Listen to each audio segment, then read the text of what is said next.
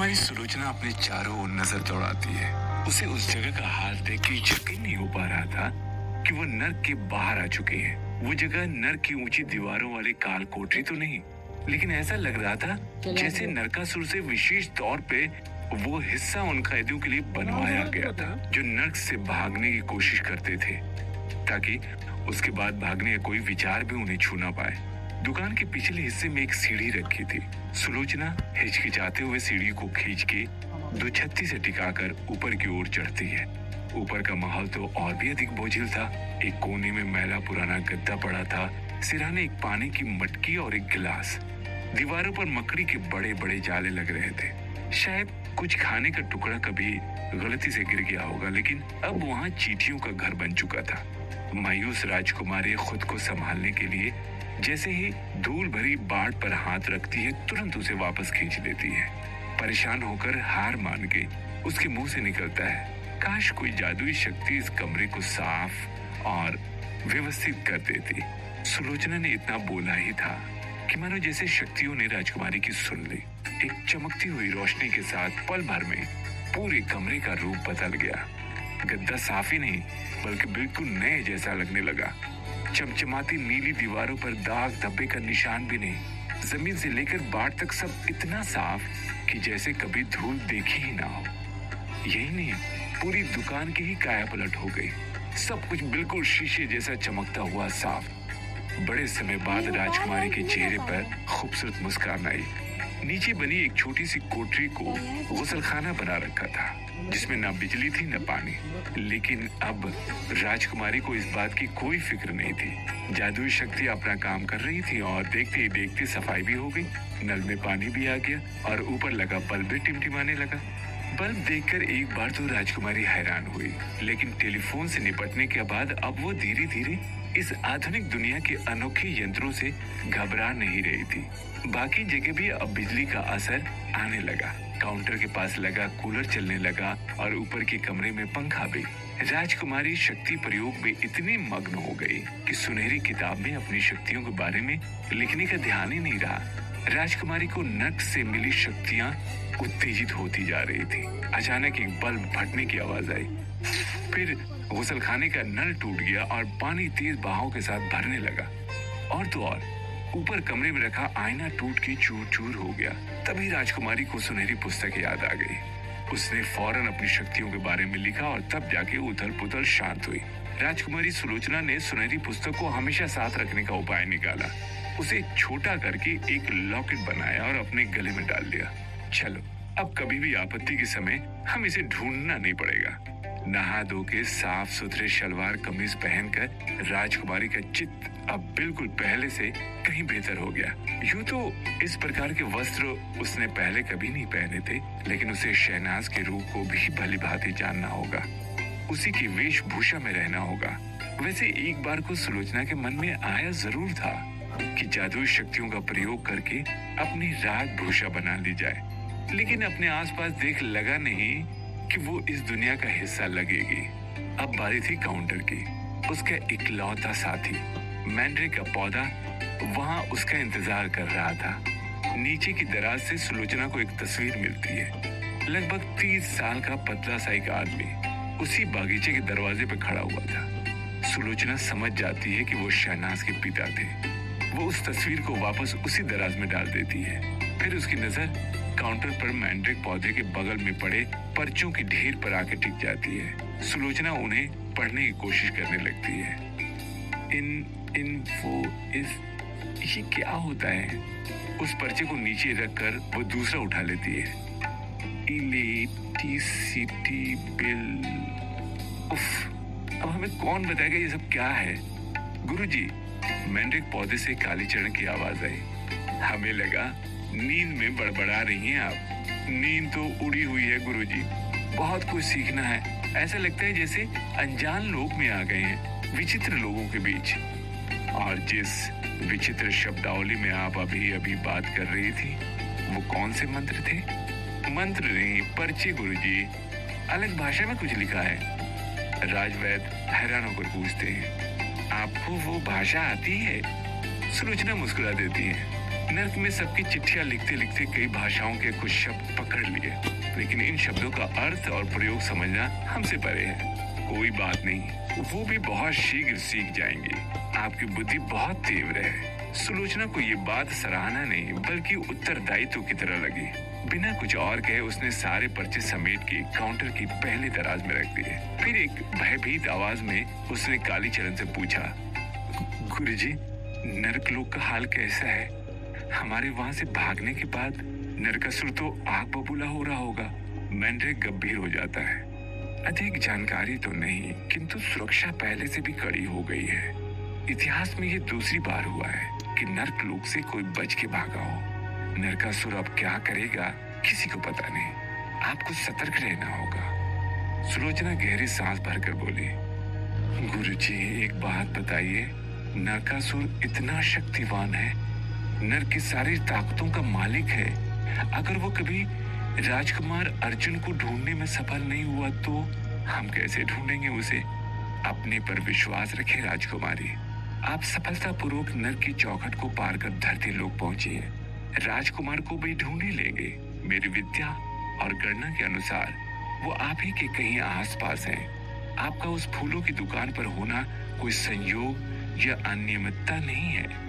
बस धैर्य रखिए और नीली आंखों वाले राजकुमार को ढूंढती रहिए। हमें कोई और भी सूचना मिलेगी तो अवश्य बताएंगे। हम स्वयं ही अपने लक्ष्य तक क्यों नहीं पहुंच सकते? राजकुमार ने भी तो अकेले ही अपने बल बुद्धि से सब किया था। सुलोचना के प्रश्न में झल्लाहट आ जाती है। राजकुमारी, हम आपको वो रास्ता बता रहे हैं जो हमारा विवेक आपको बताने की अनुमति दे रहा है। राजकुमार का अनुभव आपको सुरक्षित रखेगा। जो आप चाह रही हैं वो सृष्टि के नियमों का उल्लंघन है। हर प्रकार की शक्तियां आपको रोकने में पूरा बल लगा देंगी। और अगर अर्जुन हमारा साथ देने से मना कर दिए तो इस बात को निश्चित करना आपका काम होगा। सुलोचना चुप होके किसी गहन सोच में पड़ जाती है। क्या सोच रही है राजकुमारी? सुलोचना गहरी सांस के साथ अपने विचारों से बाहर निकलती है। ये सोच रहे हैं गुरुजी कि फूल पौधों की दुकान बिना फूल पौधे के बड़ी सूनी सी लगती है। देखिए तो हमारी शक्तियों को पिटारे में इसका भी उपाय है क्या? सुलोचना का जादू काम कर जाता है। चारों तरफ तरह तरह के फूल पौधे खिल उठते हैं। बाट पर रंग बिरंगी बेलें लहराने लगती हैं। टूटे फूटे सादे से घड़े और फूलदान नक्काशीदार और खूबसूरत हो जाते हैं। बगीचे में सुलोचना एक और औषधियां उगाती है और दूसरी ओर छोटे छोटे सब्जियों और फलों के पौधे। फूलों की भीनी भीनी खुशबू से अब पूरा घर महक रहा था। वही घर जो भी कुछ घंटे पहले एक कबाड़ खाना बना हुआ था। सुलोचना सजी धजी दुकान और घर को देख खुश हो जाती है। बाहर अब सूरज ढल चुका था। सुबह के लेनदारों के शोर के बाद से ही सुलोचना ने दुकान की खिड़की किवाड़ बंद रखे थे। पूरे दिन की थकान और तनाव के बाद अब जाके राजकुमारी को बहुत जोर से भूख लगाई थी। स्वादिष्ट पकवानों से भरी थाली खाने का दिल किया और चमत्कार से अपना काम पूरा कर दिया। शाही पकवान की थाली उसके सामने आ गई। 3 प्रकार की सब्जियां, 2 तरह की दालें, 2 रोटी चावल के साथ साथ दही और अचार। भोजन के साथ मुंह मीठा करने के लिए 2 रसगुल्ले। 400 साल बाद राजकुमारी सुलोचना इतना भरपूर खाना खा रही थी। अभी थाली आधी भी नहीं हुई थी कि दरवाजे पे किसी ने दस्तक दी। सुलोचना ने पहले सोचा कि कहीं कोई लेनदार तो नहीं, इसलिए खोला ही नहीं। बिना कोई आवाज किए दरवाजे पे खड़े इंसान के जाने की प्रतीक्षा करने लगी, लेकिन वो वहीं खड़ा कुंडी खटकाकर शहनाज को आवाज लगाता रहा। सुलोचना ने उठकर दरवाजा खोला और खोलते ही बोली, हम आपसे भी वही कहेंगे जो सबसे कहा है। 2-4 दिन में आपके पैसे मिल जाएंगे। लेकिन इस बार कोई लेनदार नहीं, बल्कि शहनाज का सौतेला भाई मोहसिन दरवाजे पे था। और कहां से लाएगी इतने पैसे 2-4 दिन में? सुलोचना की शक्तियां बताती हैं कि असल में है कौन। क्षण भर में सुलोचना को पता चल जाता है कि सामने खड़ा लड़का कोई और नहीं, शहनाज का भाई था, मोहसिन भाई। मोहसिन उसे बेरुखी से हटाकर अंदर आता है और बगीचे की बदली हुई हालत देखकर हैरान रह जाता है। अरे कहाँ थी इतने दिनों तक तू? सुलोचना उसके बात करने के तरीके से अचंभित थी। 400 साल पहले राजकुमारी से कभी कोई तू तड़ाक करके बात करने की जुर्रत नहीं करता था। मोहसिन भी बिना जवाब का इंतजार किए अपना निरीक्षण जारी रखता है। उसकी नजर थाली पर पड़ती है। ओहो, शाही खाना, तेरी इतनी औकात कब से बढ़ गई? ये किस प्रकार की बातें कर रहे हैं? बहन हम आपकी। ताने भरी मोहसिन की हंसी गूंजती है। कहाँ की बहन?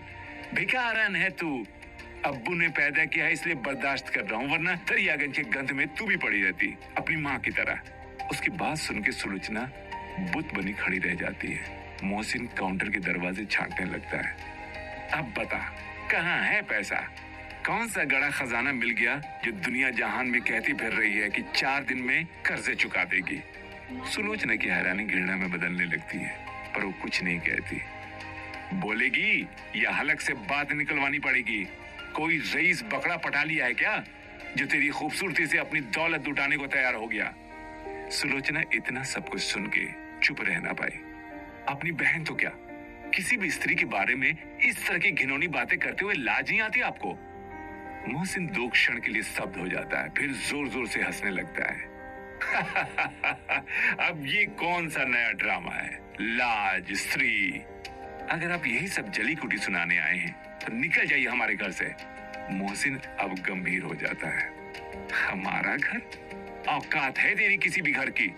एहसान मान कि मुफ्त में बिना किराए यहाँ रहने दे रहा हूँ, इज्जत की 2 रोटी कमाने का मौका दे रहा हूँ। वो एक बार फिर चारों तरफ नजर घुमाता है। लेकिन अब लगता है एहसान चुकाने का वक्त आ गया है। बहुत पैसे आ गए हैं ना, पहले अपना कर्जा फारिग कर, फिर मेरा हिसाब किताब निपटाएंगे। सुलोचना के गुस्से का पारा सीमा पार चढ़ चुका था। मोहसिन दरवाजे की ओर जाने लगता है, तभी सुलोचना के मुंह से निकलता है, अब्बू का। मोहसिन रुक जाता है। क्या? अब्बू का कर्ज? हमारा नहीं। आप हमें यहाँ इसलिए रहने दे रहे हैं ताकि अब्बू का कर्ज आपकी जगह हम चुकाएं। इतना कर्ज जो अब्बू पर भी भारी पड़ गया और वो मुंह छुपा के भाग गए। मोहसिन बिना कुछ कहे 2 पल के लिए उसे गुस्से से घूरता है और फिर दांत पीसते हुए वहां से निकल जाता है। उसके जाते ही सुलोचना दरवाजा पटक कर बंद कर देती है और जितनी कुंडियां थी सब जड़ देती है।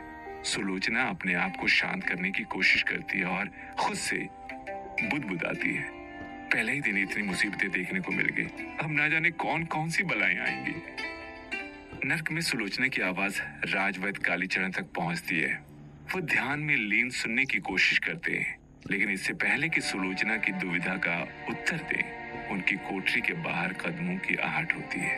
वो उठ के द्वार तक जाते हैं और उस पर कान लगाकर ध्यान से सुनने की कोशिश करते हैं। द्वारपाल और एक सैनिक आपस में बात कर रहे थे। और कितने सैनिक द्वार की रक्षा करेंगे? अरे, नरकासुर का क्रोध बढ़ता जा रहा है। सारे बंदियों के द्वार पर काली शक्ति का प्रभाव डाला है। अब बिना किसी सैनिक के साथ कोई भी बंदी बाहर निकला तो भस्म हो जाएगा। राजकुमारी का पता चला? अभी तक तो नहीं, लेकिन नरकासुर ने कई बलशाली सैनिकों को धरती लोक भेजा है उसे ढूंढने के लिए। अधिक दिन तक छुप नहीं पाएंगे। इस बार नरकासुर वो भूल नहीं दोहराएंगे जो राजकुमार अर्जुन के समय की थी। राजकुमारी का दंड इस प्रकार होगा कि इसके पश्चात कोई भी नर्क से भागने की सोचेगा भी नहीं। आखिर धरती पर क्या उत्पात करेंगे नरकासुर के सैनिक? शहनाज बनी सुलोचना क्या चुका पाएगी अपना कर्ज? जानने के लिए सुनते रहिए कहानी